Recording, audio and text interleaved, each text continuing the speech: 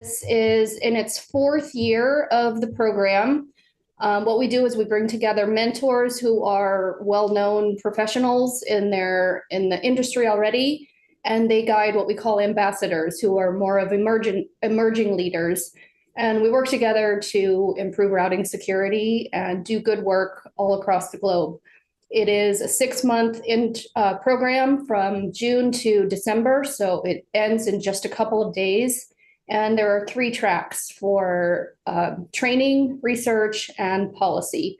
This year, we have an amazing group of mentors and ambassadors. Most of them are here today, and we'll tell you a little bit about the amazing work that they've done over the past 6 months. I don't want to steal anybody's thunder. But at a high level, our training, we've had over 20 events. Our research has new tools, new papers, been admitted into very well-respected conferences. And we have some really interesting policy work and papers coming out as well. So that's enough for me. We do have 2 sponsors for the program this year, which are the APNIC Foundation and APNOG. And we are lucky to have Sylvia Cadena here from APNIC Foundation, who I welcome to give some opening remarks. Sylvia, are you able to hear us and speak? Hi, Megan. Hello. Yes, how are you? Just give me a second. I put this up.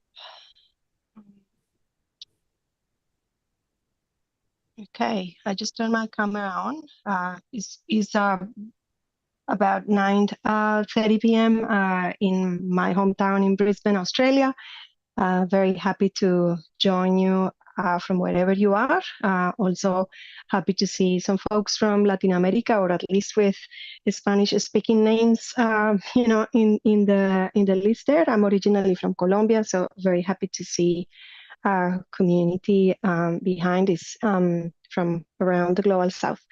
So that's nice. I don't have slides to share with you.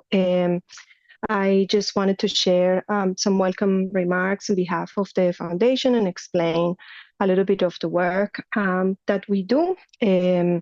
We are the fundraising arm of APNIC. APNIC is the Asia Pacific Network Information Center, and which some of you may know.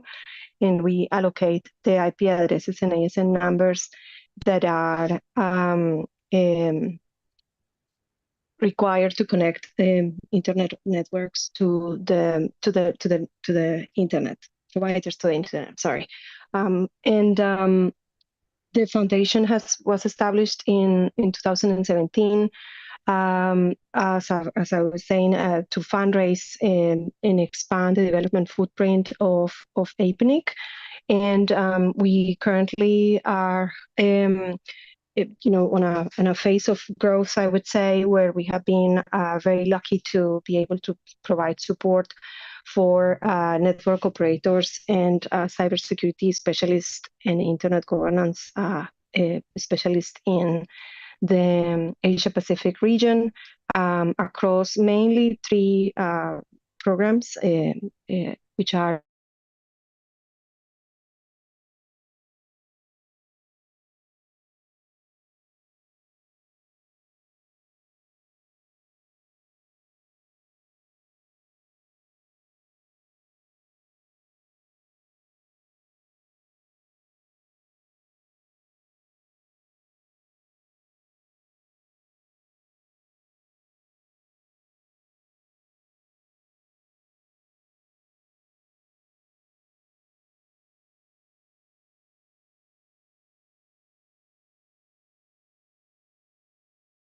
Recording in progress. But also information sharing, fellowships, ambassadors programs, and other initiatives where information that is available then by being shared and by being discussed, and the challenges that the community may be facing to adopt that information or implement that information, that knowledge, then it can be distilled into better approaches, and it's later understood as best practices.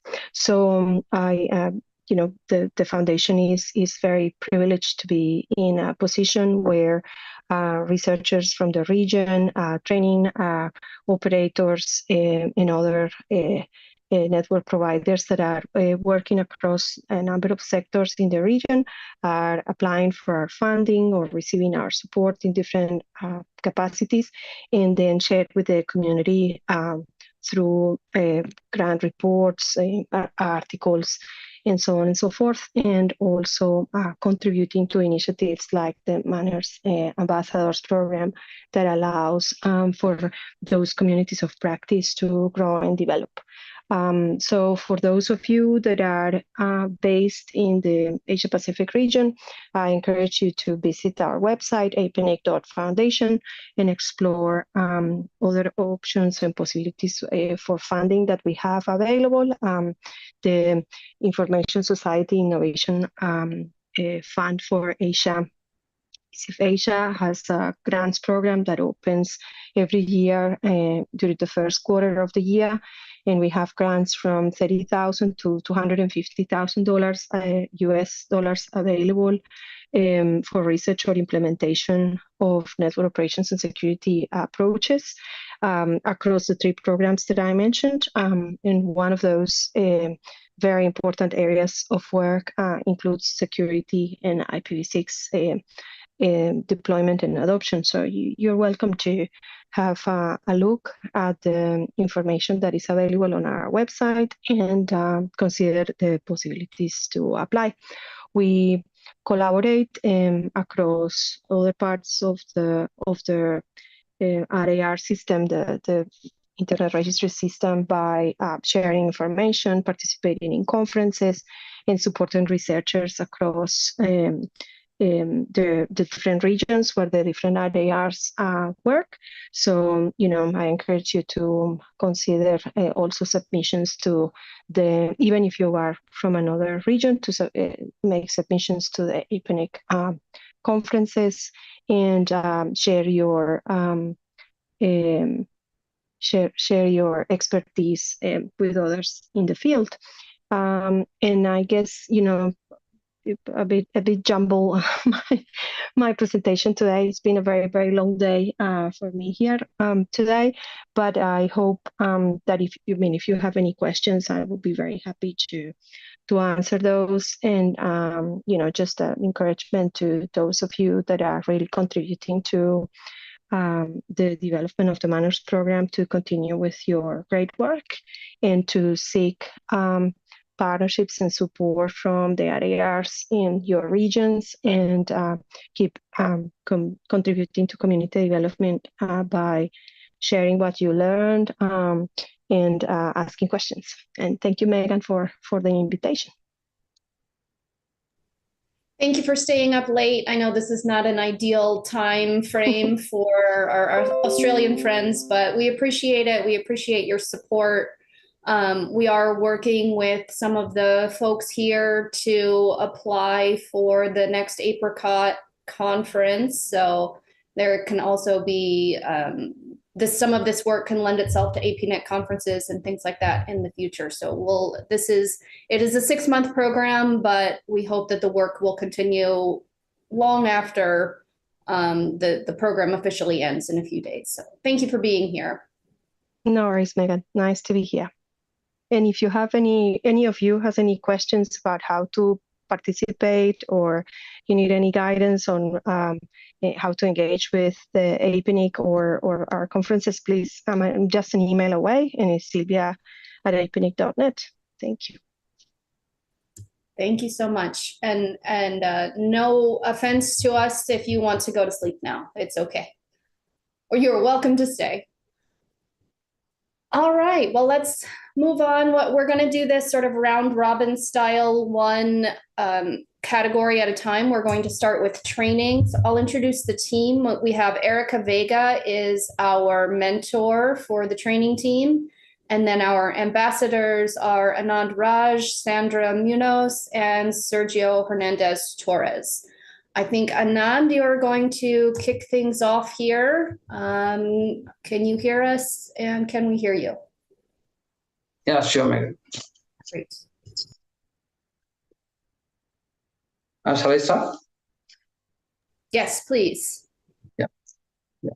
First of all, thanks Internet Society for the this kind of platform and the opportunity to be part of MANRS Ambassador and Mentors program. Last 6 months has been really enriching, and thanks to the team also, Megan, Kevin, and others, and also the whole team. We have put together lots of events, lots of activities together, and as my journey continued for 6 months, it has been very different perspectives that I have been into.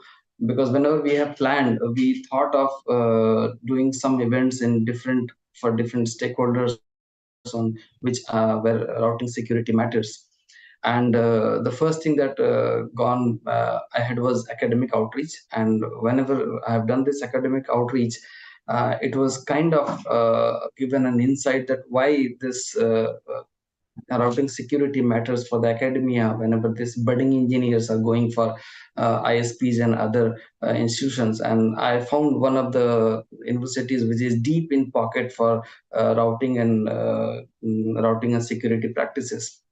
Then try to understand the online tutorials which are actually capable enough or not. And it was really a very good practice with the learners, kind of the whole tutorial in 6 hours, and then try to understand what need to be done. And because I co-founded Kolkata IX, one of the internet exchange point, which is MANRS compliant. So tried working with the peers, officially and unofficially, with them, what are the problem areas and how to get together and implement these best practices. And being part of capacity building programs, like APNIC has done a capacity building program in NSEG this year in IIT Guwahati. So I have taken a session in that program. Then working with the workshops and technical forums like GFC, these forums has given an insight that the policymakers also need to know that what need to be changed. And there are lots of other activities that the mentors and the ambassadors has done in their respective regions, and they will add to this.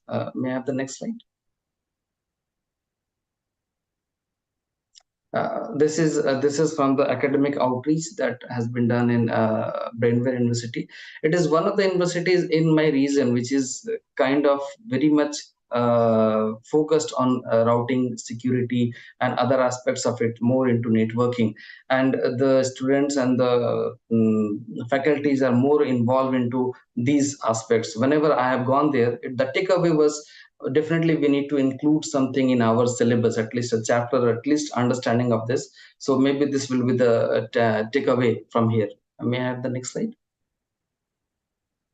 This was something when the 6 tutorials in 2 hours has been practiced, and all the faculties and students were kind of going in a very hackathon manner to understand how we have delved into 2 days of workshop. So it has been a great experience. So this tutorial is really working. May I have the next slide? One of the panel discussions that happened during Routing Security Summit 2023, where we tried to focus on the Kolkata IX and what it took to become MANRS compliant. So it was for the whole community to understand that what it takes for a community IX to be MANRS compliant or implementing routing security best practices. At the next slide. This was a GFC III workshop in IIT Guwahati. It was a day 0 event of NSEC, wherein we tried to work on different aspects of security on a standards perspective. And it was something, a new kind of project has come up, and wherein Trusted India Internet kind of initiative with other stakeholders and routing security is a part of that. So this is kind of, as Megan has already told, it is not stopping. It will culminate from here, like anything. May I have next slide? And the APNIC workshop that I was talking about, it was a capacity building program for the ISPs the enterprise networks who have joined hands with us during INSEG 2023, and we work with them so that they can implement MANRS in their networks. These are some of the events, these are some of the outreach programs which has kind of given more insight into how to bring routing security best practices in the region and security hygiene. I would request other our team members to explain their activities. We have very short time. Thanks for listening to me. Thank you. I know I'm asking everybody to squeeze into 5 minutes what they've done at the last 6 months. So it's a hard task, but I appreciate it. Next up, we have both Sandra and Erica, who are going to talk about activities in the Latin American region. I'm not sure who is going first. I will go first. This Great. is Sandra. Yes, thank you for this opportunity to share what we have done here in Latin America. And well, our first workshop was in a hybrid modality, and this was a presentation and implementation guide with the group IXSY, who organized a training session, a few days of training for local ISPs. And well, this was done there in Yucatan, Mexico. Yucatan is a state next to the Caribbean. And this is a state that is investing a lot in cybersecurity and trying to become the cybersecurity state here in our country. So if we can go to the next slide. Yes, in August, we had a couple of days. When the first day was theory and the second day was practice. We had 17 participants, and indeed the first day was about Internet Society and MANRS. I always focus in Internet Society's objectives because that is the foundation of everything else that we do together. And we had the help of Emmanuel Serrano, which was there locally talking about the MANRS lab presentations. There's a lab from Cisco that was able to be used there as an example. And the second day, Erica gave the MANRS tools workshop, and Emmanuel helped us to do a small test with the participants so they could see what kind of information they needed to register to MANRS. This was all translated into Spanish. So that was one of our activities. And let's go on, please. The next slide. Yes, these are some pictures, some statistics about our presentations. We used a tool called Mentimeter, so we can ask the participants some questions, and we had some different votes there about different topics to make it more interactive. And we had different votes as well. Here is the Cisco MANRS Lab Manager, and this was the second day. As you can see, there's Erica explaining different ACLs, the different techniques in order to align with MANRS.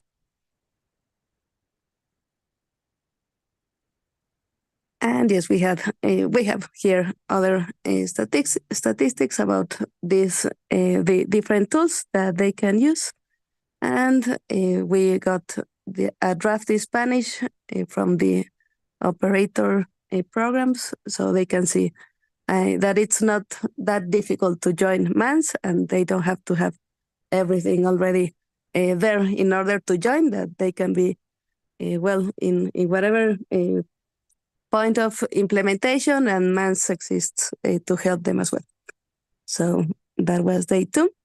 And before we move to the ISP event, I also want to comment that we had another 2-hour-long workshop with ANUYES. ANUYES is the Association of Technical Universities here in Mexico. They are 200 universities, the best technical units in all our country.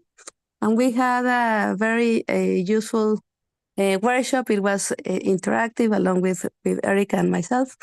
There were around 40 participants, and it was also with other groups here, like LACNIC and other chapters here in Mexico and Latin America.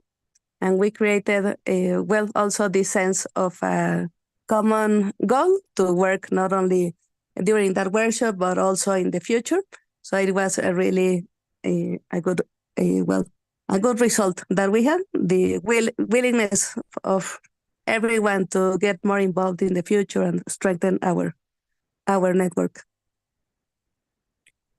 And Erica, I think that you can start with the ISP.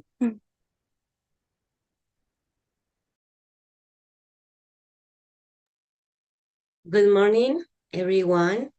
It is a pleasure for me to participate in this space. I have a problem with my cam, and inform you the activities we have carried out from the training group and those that are yet to execute for the remainder of the year.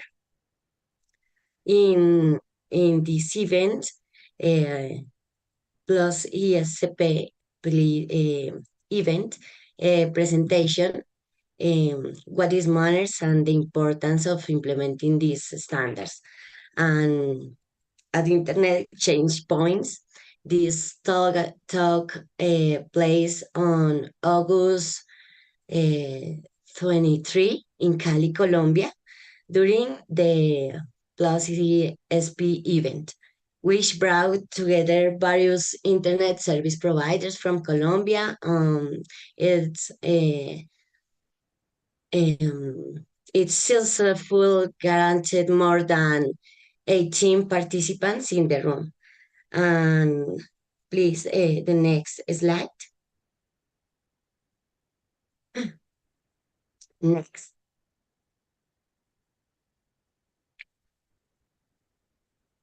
This are the event, was the event, and the next event was the LACNIC 40, LACNOC, and in this activity, the first we has the first MANRS community meeting was held at a LACNIC event where we were able to discuss update from the Secretariat MANRS. MANRS ambassadors and fellows shared their experience and promoting MANRS in Brazil. This participation has Gilberto Sorello and RPKI deployment in the LACNIC region.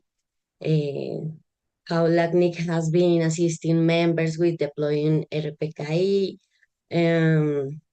plus RPKI development, research, and finish, we have open discussions. We have the desired number of participants, but we began coordinations with Megan the possibility of holding this meeting at a future event and adding it to the official agenda. The other event, training, as in Expo ESP, at the Expo ESP event held on October 26. We had the opportunity to deliver a specific presentation about MANRS to over 15 internet service provider and network operators in Colombia. Too, we were able to provide information on how to enroll in MANRS and the tools they can use to validate compliance with the actions on their respective networks. Additionally, we reached an agreement to implement an annual training program on manners at each of these events. Next, please. Now I told you about the next activities. I would like to inform you about another activity that I have planned on November 29 and 30. We will be conducting technical workshops. During these sessions, we will have the opportunity to engage in practical labs regarding the implementation of manners actions and the use of validation tools. I have organized this workshop in collaboration with NAP Colombia, ISOC, and LACNIC, which is the NAP Colombia, which is the traffic exchange point for Colombia, along with LACNIC and ICANN and ISOC, Colombia chapter. We are expecting 16 participants to attend the workshops in person over the course of 2 days. I also want to thanks Anan and Sandra for contributing their efforts to the plan outlined by the training group. Now, Sandra told you about the next activities. Yes, there will be another workshop the 3rd of December. It is going to be called Creating Together a More Reliable Internet Experience. It will be a hybrid with Eric in Colombia and us online. And so that is a next step that we will be taking part of. And there's also a new community that I have organized here in Latin America. It is called the Jaguar Clan, because, well, we are a group of different companies, different efforts.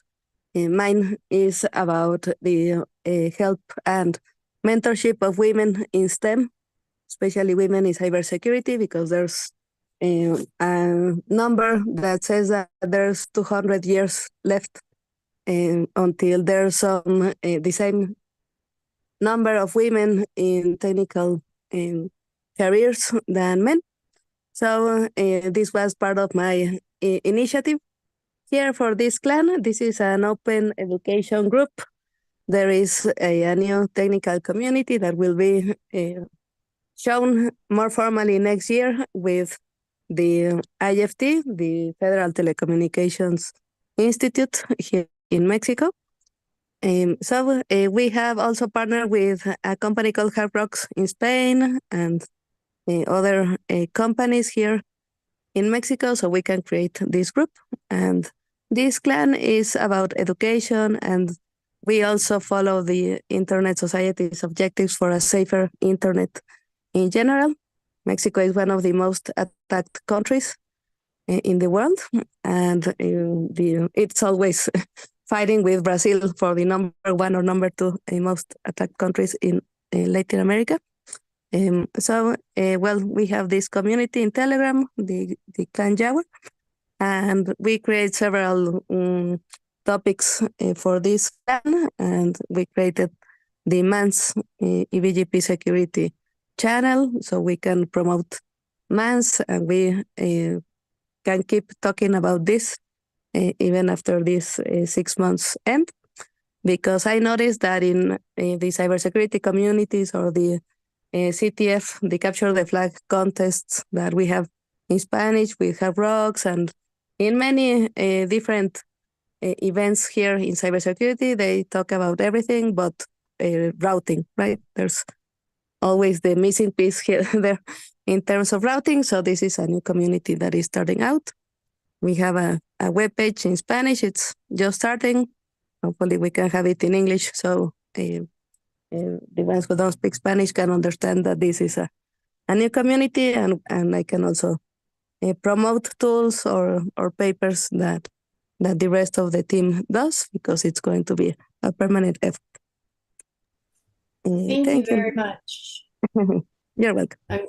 I have to play the time police role here, so I'm gonna try to stop you there. I will also add, Sergio was the third member of the team. He is not feeling well today, but he also did several webinars in the Dominican Republic and Honduras and a few other places. So he was also quite busy. He's just not available today to tell you all about it. But thank you, training team. You've done an amazing job. For the attendees, we'll hold all questions until the end. So we're going to try to power through, but hold your questions, or there is a Q&A chat function, and you can type your question in there, and we will either address it as we go or send responses later. Excuse me, but in the meantime, let's move on to the research team. Our mentor this year is TJ Chung, and our ambassadors are Jediel Adefulu and Thomas Holterbeck. So I think Jediel is going to go first, and he's actually prepared a video. So let me swap screens, and I'm going to try to share this video, and we're going to hope that you can hear it.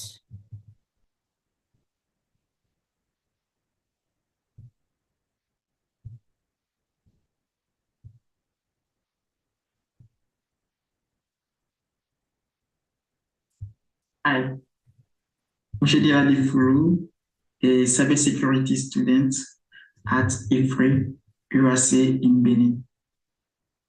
Also as the technical and training manager at ISOC Benin chapter.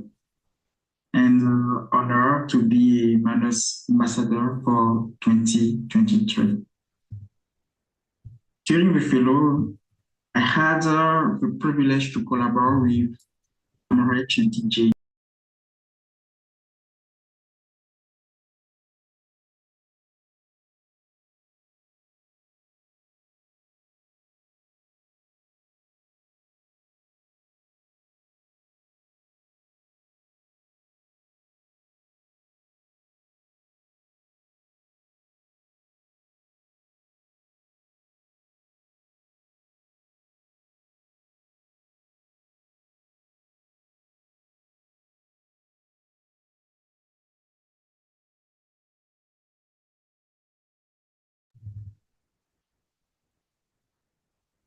But how did we create this tool? To begin with, we retrieve data from various sources. You can see to this is a presentation, the different data sources. For example, we have Qaeda, Observatory, MANRS, etc. Next, we merge this information to create a database with SQLite, as you can see from the architecture below. Then we create an API to interface with this database with FastAPI.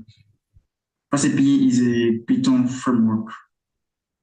And finally, we produce the web interface with HTML, bootstrap with the design of the web page. And for the representation for different visual, we will use D3.js. Let's move on to the demo. You can also access the interface with this URL. So let's move. Okay, great. To this is demo, you can see two visualization. The first visualization is search by category and country. And second visualization is search by ISN.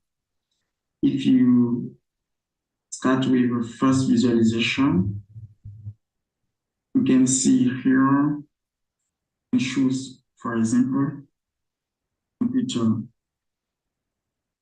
and information technology, country, for example, Benin. Send information. So we can see here the different nodes is here represent the ISN. And if the node is complex of MANRS, you can see the logo of MANRS to present that is respect the different compliance of MANRS. And you can see different metric that you can use for verify the compliance of disease ISN. And the visualization is presented to two levels. The second visualization is search by ISN. Here, you use the number of ISN to see information for the ISN. For example, you can get one. If you send, you can see the same information, but for the ISN 1, so disease interface. And for read the information about disease interface, we can see more information here to present how you can read the information. So it's all for this presentation for the MANRS posters that we realized for this field. Thank you. Thank you very much. I think there was a little bit of an issue with the sound for a minute there, so I apologize for that, but we will fix it in the recording, I hope, with Jolly's help. We'll go back to the presentation. And the next up is Thomas Holterbach. Go ahead, the floor is yours. Thank you, and hi everyone. Yes, I'm Thomas Holterbach from the University of Strasbourg. I'm a postdoc there. And today I will show you our last findings while I was a 2023 MANRS ambassador. So this will be about BGP routes collection and how to better prevent routing attacks such as BGP hijacks. So next slide, please. Thank you. So the main outcome of the last few months is a system to detect BGP forged origin hijacks. So just a quick reminder about what are those hijacks. So we have a little scenario on the right here. This is a nice level topology where there are a few autonomous systems. And we can imagine now that IS6 announces a prefix 6/8. So all the other autonomous systems in our topology can now reach this prefix thanks to BGP. Next slide, please. Thank you. So we can also imagine now that IS5 is an attacker and performs BGP hijacks to divert the traffic that is originally destined to the prefix 6/8. So the attacker hijacks 6/8. And when the attacker does so, it actually pretends 6 to the IS path. And when it does so, the origin of the route, the malicious route, is actually valid in this case, which means that from a BGP standpoint, the hijack route actually appears legitimate. And mechanisms such as RPKI and ROV will not work in this case. Okay, so those attacks actually happened frequently in the wild. And what we did is we designed a system which can detect those BGP hijacks using a probabilistic algorithm. And this is actually published at NSDI. We will present it next year.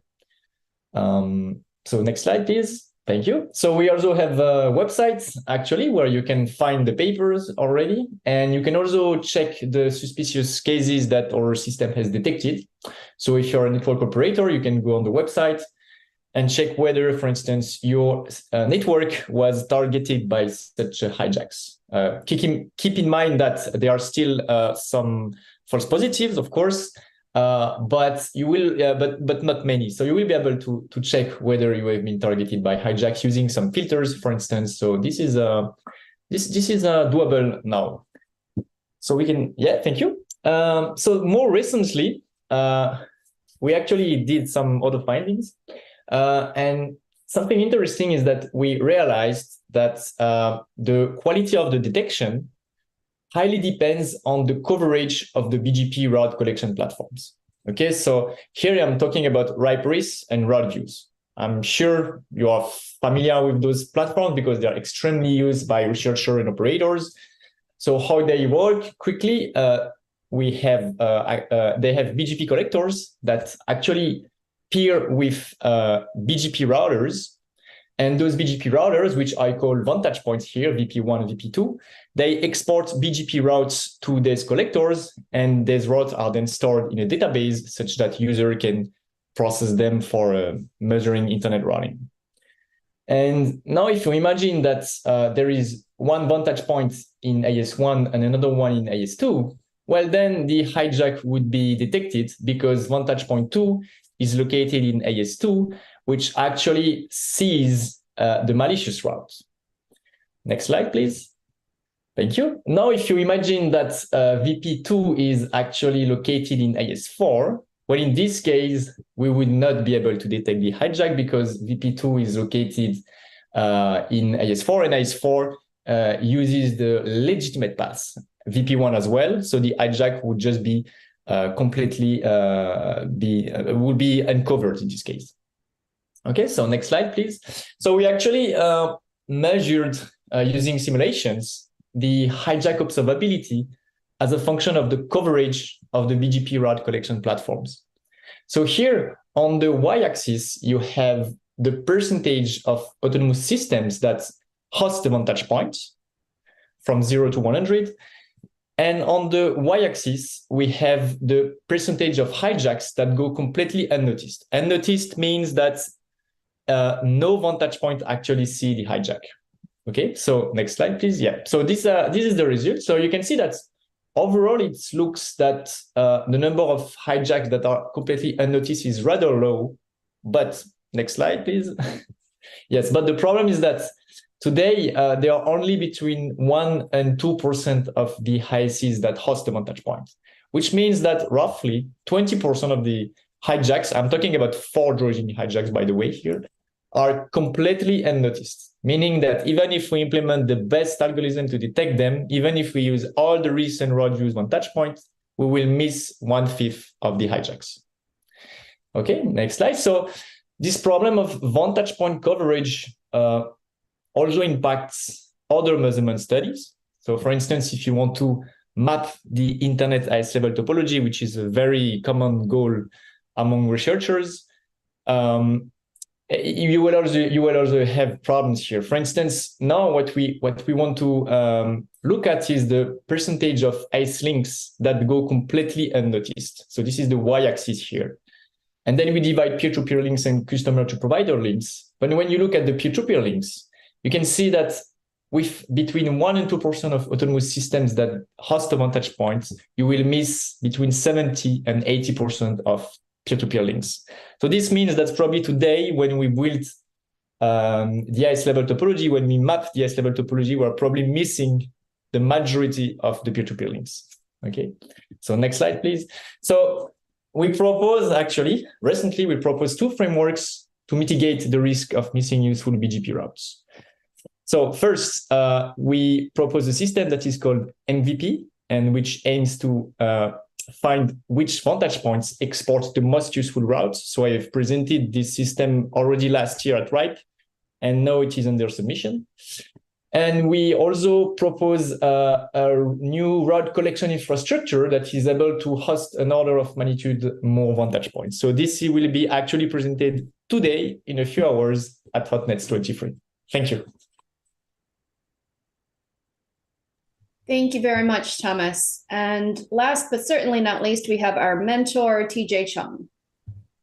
Hi, everyone. This is TJ from Virginia Tech. First of all, it was a really pleasant journey to do the mentors as a mentors program as a mentor, and to work with two really great ambassadors. So one of the other my role was to work on this Rovista. So Rovista is a work platform to measure RPKI ROV, root origin validation status at scale. So let me tell you how it works, and let me also show you the demo platform. So for those of you who are not familiar with RPKI basically provides a cryptographically verifiable database for routers to verify all the incoming BGP announcements. So there are two roles in RPKI. The first one is the research owner, for example, Virginia Tech, who has its own AS number and prefix, has to publish its assertion that, hey, I'm the owner of this IP prefix, and also I'm entitled to announce this IP prefix. So they can do so by creating an object called ROA, and they have to upload it to the registry.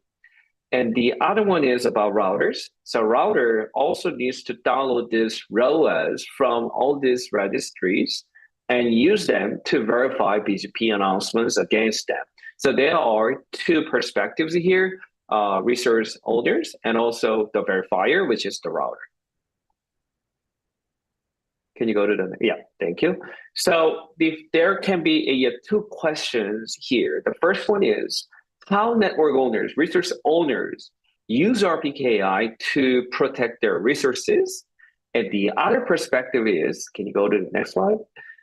Is the other aspect, verifier's perspective, which is how network owners, operators, routers use RPKI to protect the other resources. So there are two different perspectives. Okay, yeah. So there can be two research questions. The first one is, as I mentioned, how network operators use RPKI to claim their IP addresses. And the other one is how network operators use RPKI to filter out invalid BGP announcements. Can you go to the next slide?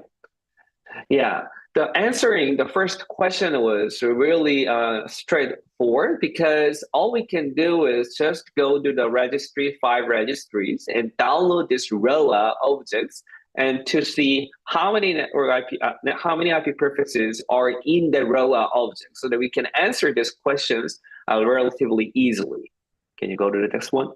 But the other one is really hard, because simply, if we want to know if one ISP uses RPKI to filter invalid BGP announcements, then it is really hard to imagine how we can validate it, because we simply don't have any access to their routers.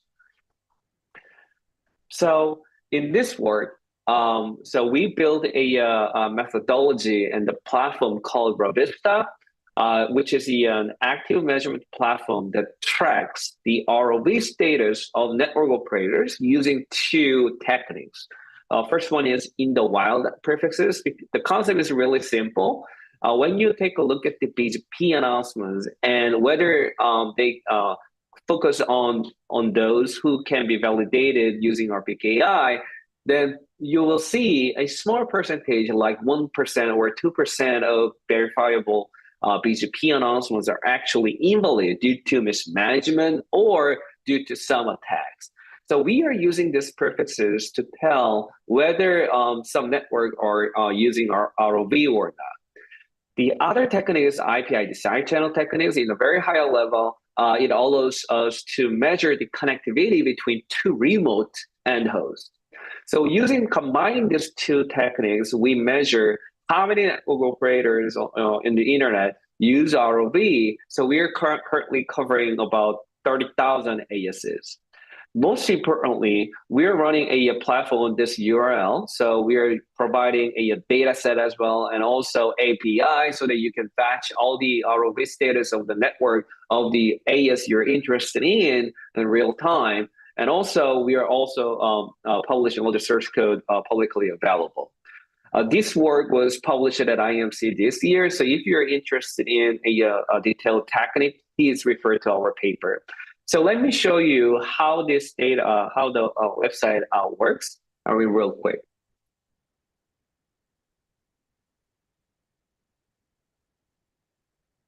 I can share my screen if you want, but yeah. Yes, I think that will be easier. You should have the ability. Yep. So this is the Rovista webpage. So so the first one is just the overview how it works and the link to our paper.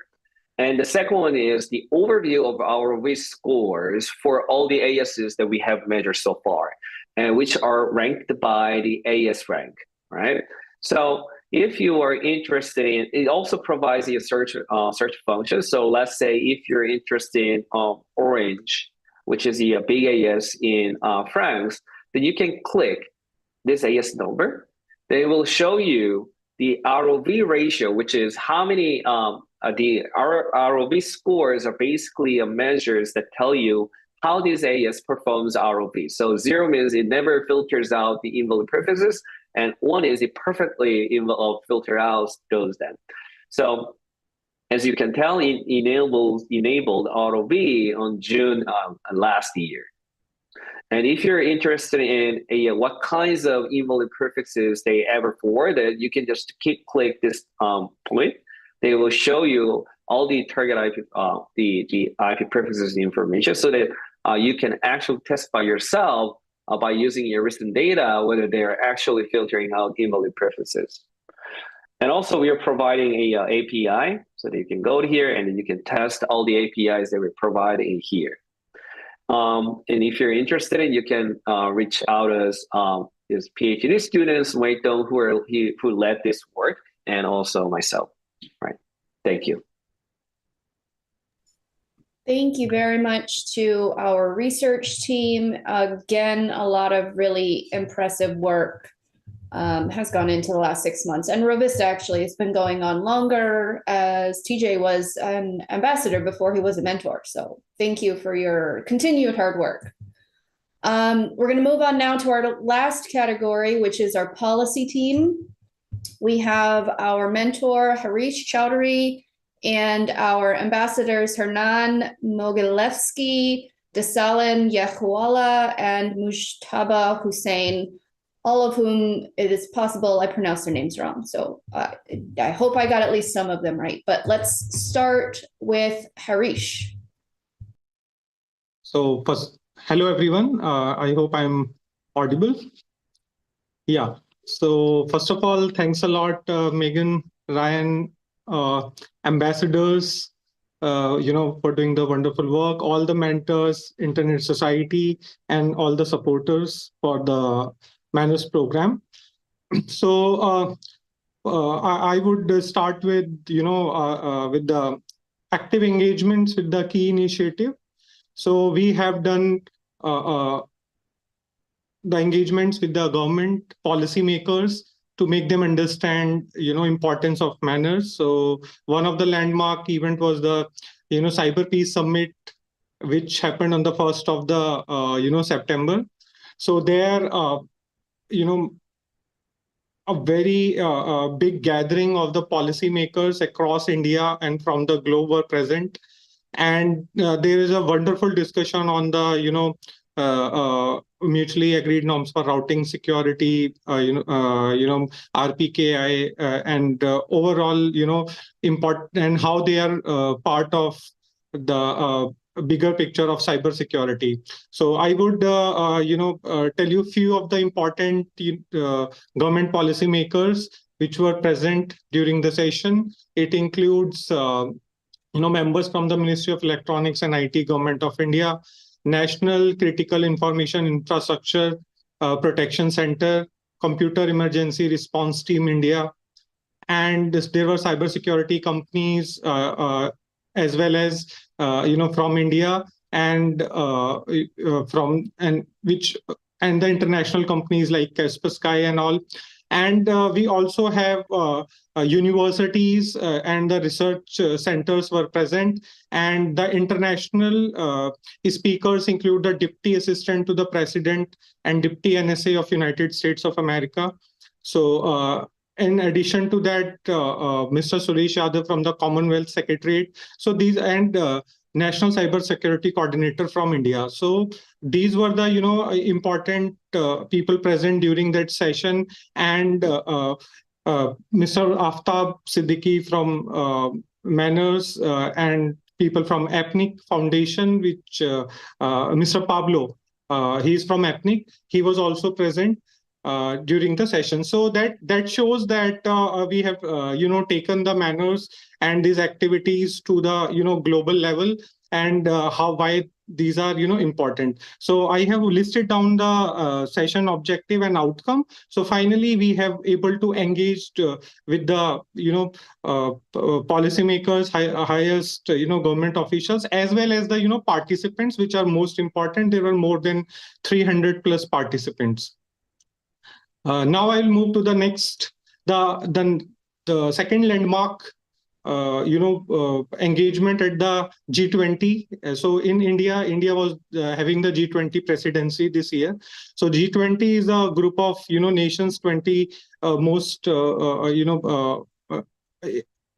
this is one of the community of the nations in which there were a lot of you can say global economies.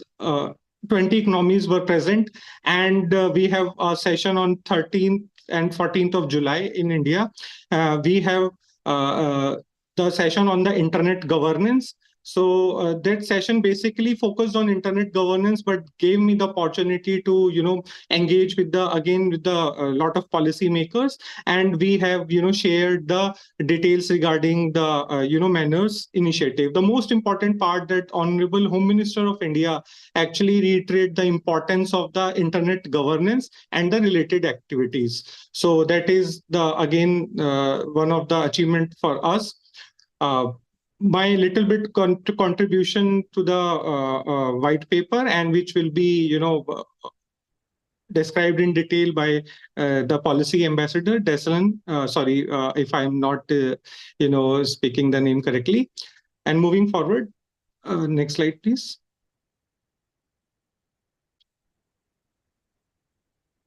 Now, because as we all are discussing this is not the end, but the point of starting. So we are also in the process of planning one of the workshop titled "Strengthening Internet Backbone Using the MANRS," and I am collaborating with the Cyber Peace and the Internet Society Bangalore chapter. All the invitations are gone only because there were exams in the universities. We are waiting for their note for this workshop, and on my additional research part on this policy work, because I am by heart a technocrat, which are working in the techno policy. So I am now in touch with all the MANRS framework, or the framework working on the routing security, to compare them and to find out the best of the results out of them. So that is some of the future activity I have already planned. So that is from my side. Now I would request the ambassadors to detail and talk about their contribution. I am there for any question. Okay, thank you. Can you hear me? Okay. Yes. Yeah. So as an ambassador, MANRS ambassador, I would like to explain my engagements over the last 6 months into 2 broad categories. I had some engagements with policymakers and conducting seminars to faculty members to Addis University, which I am an employee, and I have had also the chance to organize a webinar to reach out ISO Ethiopian members, IT professionals, to promote the BGP security, routing security, and in particular RFK deployment. When it comes to my promotional activities with regards to routing security, particularly in the webinar sessions and seminars I have had, for this two categories of audiences, I prepared the slides which promotes some aspects of BGP and RFK deployment, but BGP security and RFK deployment. When it comes to the academia, there were master's, postgraduate students as an attendee.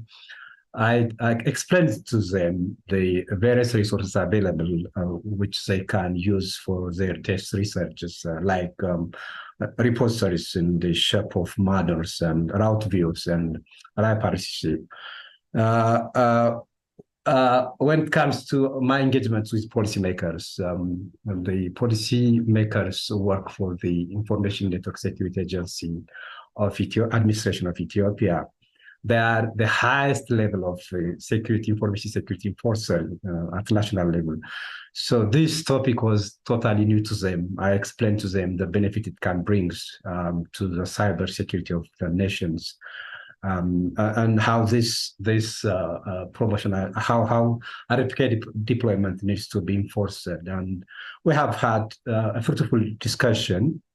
And when it comes to my my contribution due to my engagement as an ambassador, MANRS ambassador, particularly recognizing the challenges that producing a replicable BGP security policy brings, I authored a topical white paper titled "The Zen Guide to BGP Security," which first identifies the salient challenges, which are around 17, in a generic as well as in a domain-specific manner. In a generic is the sense that these security challenges are experienced across various types of networks, and in a very domain-specific manner in the sense that government networks faces unique challenges that ranges from in the environments being diverse, a unique network architecture, and varying security requirements, and so on and so on. So having identified all these challenges, I come up with some best practices, which contains a list of 22 salient items which network administrators, both working in government networks and elsewhere, needs to adapt with. Having identified these best practices, I continue to propose the Zen Guide, which is a graphic representation, which to some extent can serve as a messaging for various types of network operators, which promotes a holistic mindset that considers the interplay of several factors, both human, technology, and beyond.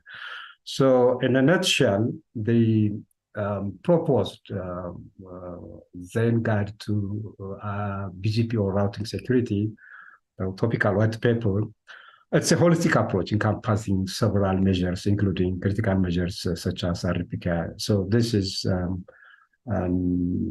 what have done over the last 6 months as MANRS ambassadors in a very succinct way. Thank you. Thank you. And I'll add that white paper is not on our website yet, but it will be, and we will have a blog post to go with it. So watch the MANRS blog for when that gets published. It should be very soon now. And Mushtaba. Thank you, Megan, for giving me the platform, and all the ambassadors, colleagues, mentors who have worked really hard on this cycle. Ambassador program was a great learning experience for me, and my basic objective to be part of it was to formulate a local policy and regulation for the routing security at national level that will be aligned with the MANRS standards.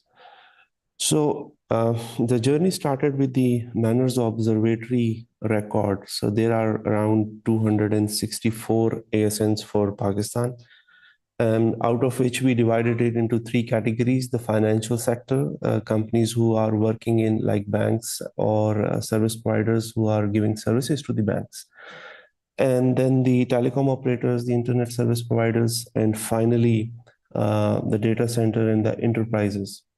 So these three categories, the reason for dividing it in these three categories was because for each of these categories, there is a regulatory organization who regulates all the technology and the standards through which these sectors operate. Now, like for example, for the finance sector, there is a State Bank who regulates all the IT sector in that sector, and then there's telecom operators. For that, there's PTA, and then for the data center enterprise, now there is a National Cyber Emergency Response Center. So once we gone through that, the data, grouped it into these three categories. I looked for the patterns. So the story that was the data was telling was that each sector had its own challenges. So like for the banking sector, I could see that the major non-compliance was in terms of the compliance with the RPKI. So while digging deep into it, the root cause analysis was that State Bank already has a regulatory framework for using the public key infrastructure. So without a State Bank having comply with the RPKIs, the banks will not be able to adopt to those standards. So in that case, there is another organization, ECAC. So we had to talk with them, speak with them, and understand that where the certification authority is in terms of providing a local public key infrastructure for those services. So that was a key challenge that was identified while speaking with those stakeholders. Similarly is the case with some data centers and enterprises who are working in the public sector, but their compliance in terms of the IRR was not that much I would say satisfactory. The reason for them was that they thought that because we are internetworking within the national borders, so we may not need to, or maybe we not require IRR to communicate with the outside networks and to connect with it. But still they had the ASN. I don't know. But still, these are the things that we came up with, and there were different trends while engaging into different stakeholders. And eventually, the final product that was part of this ambassador program that I worked with was a policy document through which the NCERT, the National Cyber Emergency Response Team, will be able to get compliance through all the stakeholders in terms of which controls are necessary. So like each stakeholder has its own different scenario, and in that scenario, maybe one control is suffice or two or three. So based on that, there is a complete study and a policy document through which NCERT can now easily ask compliance from these stakeholders. The process of compliance by the NCERT requires policy document as well as procedural documents. But other than that, it also required some tools, because this thing cannot be done manually. So I'm very glad to see the work done by my colleagues in this ambassador program, which is the MANRS Plus tool and the Rovista. And I think tools like this can really improve the compliance assurance step, and because once you get this compliance and you know exactly where the problem is, then we have another program of capacity building through which we can train those stakeholders into getting compliance with the necessary things. So that was the overall journey that thanks to ambassador program of the MANRS, I was able to take. And it was a great learning experience, not just for me, but all the stakeholders that were involved. And I'm looking forward to publish a blog on all of this, as well as some policy procedure documents, but that will be also shared in the public domain. One request would be that if the other ambassador colleagues who have worked on the tools, such as the MANRS Plus tool and the Roister tool, if it's open source and it has a GitHub repository, that would really help, because I would recommend these tools for the National Cyber Emergency Response Team to look at these tools, and maybe they can also pitch in and improve this effort. So that was all on my side. And once again, thank you all for the great encouraging work that you've been doing. Thank you so much. Thank you so much, everyone. I think Hernan is next. Hi, everybody. Sorry about that. I just stopped sharing the screen for some reason. Yeah. There we go. Okay, so I've been working analyzing Comtelca's government networks. Comtelca is an association from Guatemala, Salvador, Honduras, Nicaragua, Costa Rica, Panama, Mexico, and Dominican Republic.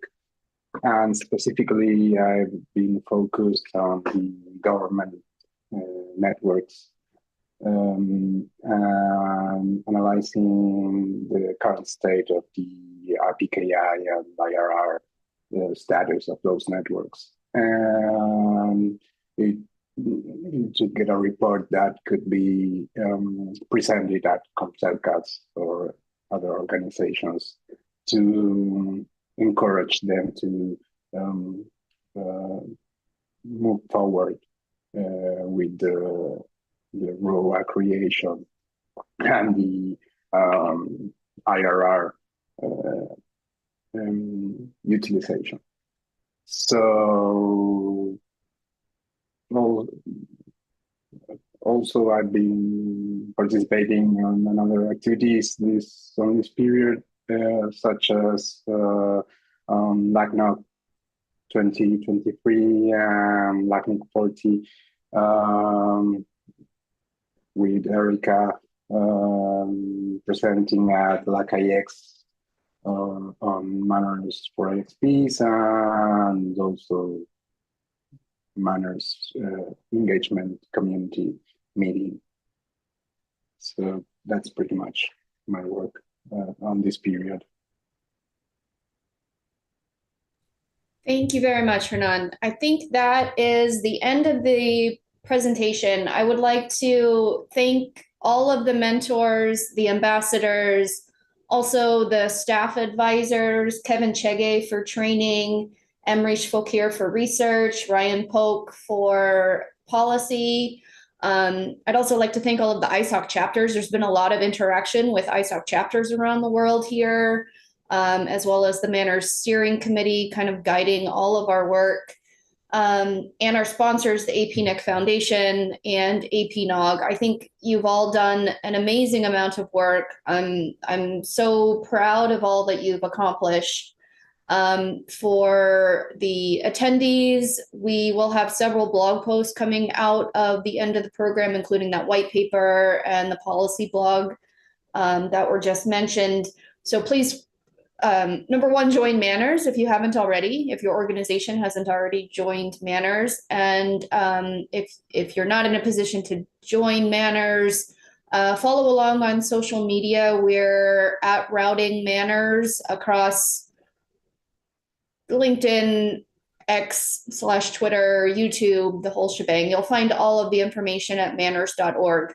I don't see any questions in the Q&A, but if there are any, you can raise your hand at the bottom, and I would be happy to open up the mic for any questions anybody may have.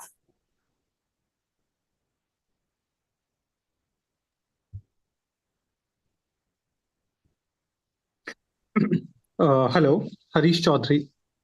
Yeah, yes, so I don't have any question, but a point to submit. So as Anand was discussing during his presentation, that a lot of universities and students, participating, and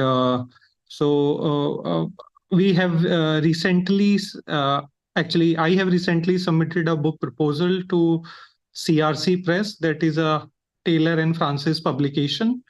The title is Silicon and Society, Rethinking Internet Governance in Emerging Economies, where I have submitted specifically a book chapter on manners. So I would be, sharing the email with all the ambassadors and mentors who want to, contribute to this book. I would be really happy, and I hope this would be an addition to the continuous effort.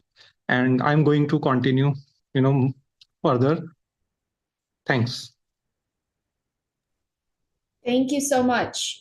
Any other questions or comments? Does anybody have any parting words for us from the participant side?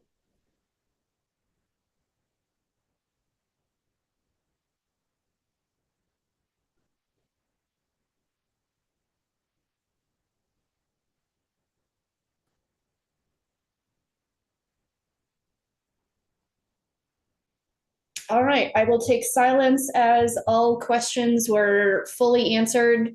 But please do reach out. There's a contact form on the website that'll go to the full team, and we can direct traffic as needed. Thank you so much for being here. Thanks again to all of the mentors and ambassadors. It has been an amazing program. I think we've had a lot of really good work out of this, and I hope this is just the beginning. So thank you, everyone. Really appreciate it. Have a good morning, afternoon, evening, wherever you are in the world. Okay, thank you all.